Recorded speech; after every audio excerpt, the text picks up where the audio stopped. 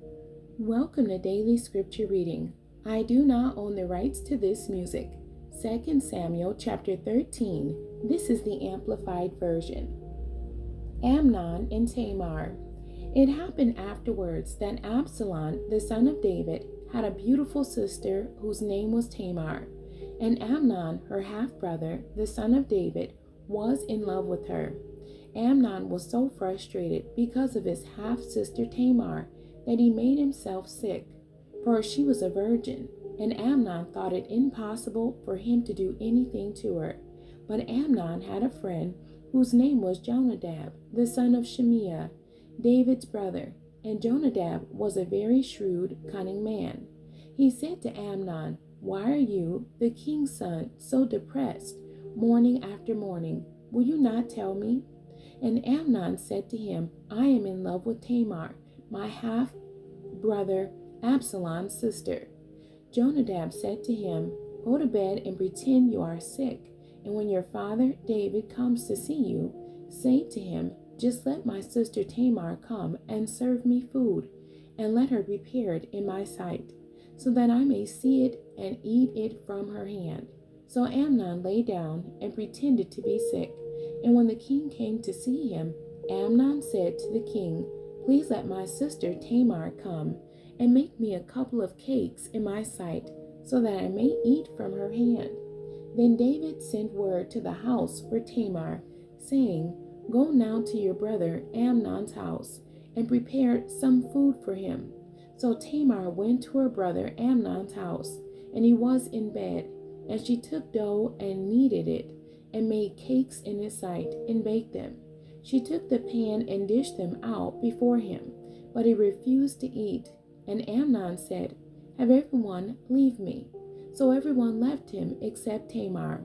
Then Amnon said to Tamar, "Bring the food into the bedroom, so that I may eat from your hand." So Tamar took the cakes she had made and brought them into the bedroom to her half-brother Amnon.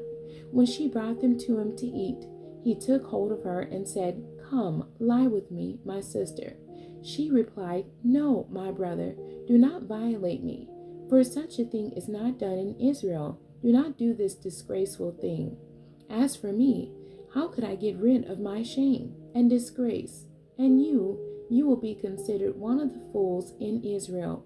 So now, just speak to the king about taking me as your wife, for he will not withhold me from you." But he would not listen to her, and since he was stronger than she, he violated her and lay with her. Then Amnon became extremely hateful toward her, for his hatred toward her was greater than the love which he had for her. And Amnon said to her, "Get up and get out." But she said, "No, because this wrong of sending me away is worse than the other that you have done to me." But he would not listen to her. Instead, he called his young man, who was his personal servant, and said, "Now throw this woman out of my presence, and bolt the door behind her." Now Tamar was wearing a long-sleeved robe of various colors, for that is how the virgin daughters of the king dressed themselves in robes. Then Amnon's personal servant took her out and bolted the door behind her. So Tamar put dust on her head in grief, and tore the long-sleeved robe which she had on, and she put her hand on her head and went away crying out for help. So her brother Absalom said to her, "Has your brother Amnon been with you?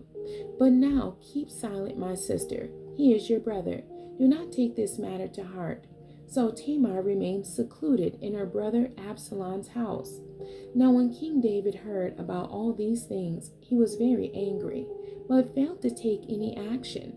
But Absalom did not speak to Amnon, either good or bad, for Absalom hated Amnon because he had violated his sister Tamar.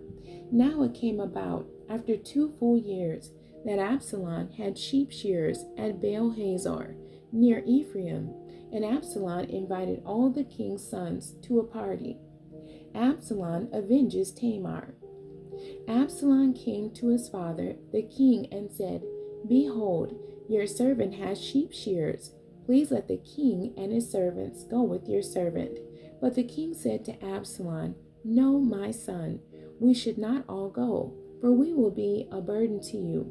Although Absalom strongly urged David, still he would not go, but he gave him his blessing. Then Absalom said, If not, then at least let my brother Amnon go with us. And the king said to him, Why should he go with you? But Absalom urged him again, and he let Amnon and all the king's sons go with him. Now Absalom commanded his servants, Notice carefully, when Amnon's heart is joyous with wine, and when I say to you, Strike Amnon, then kill him, do not be afraid. Have I not commanded you myself? And in doing so, have I not taken full responsibility for his death? Be courageous and brave. So the servants of Absalom did to Amnon, just as Absalom had commanded. Then all the king's sons got up, and every man mounted his mule and fled. Now it happened, while they were on the way back home, that the exaggerated report came to David. Absalom has killed all the king's sons, and not one of them is left. Then the king stood and tore his clothes, and lay on the ground in mourning, and all his servants were standing by with their clothes torn. But Jonadab, the son of Shimeah, David's brother, responded, Do not let my lord assume that all the king's sons have been put to death, for only Amnon is dead.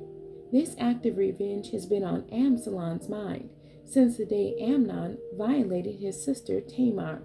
So now, do not let my lord the king take the report to heart that all the king's sons are dead, for Amnon alone is dead. Now Absalom fled, and the young man who kept watch looked up, and behold, many people were coming from the road behind him by the side of the mountain. And Jonadab said to the king, Look, the king's sons are coming. It has turned out just as your servant said. And when he finished speaking, the king's son came, and they raised their voices and wept. And the king and all his servants also wept very bitterly. But Absalom fled and went to his mother's father, Talmai, the son of Ammihud, king of Geshur. And David mourned for his son every day. So Absalom fled and went to Geshur, and was there for 3 years. And the heart of King David longed to go to Absalom, for he was comforted regarding Amnon, since he was dead. The end. God bless you, and thank you for joining me today.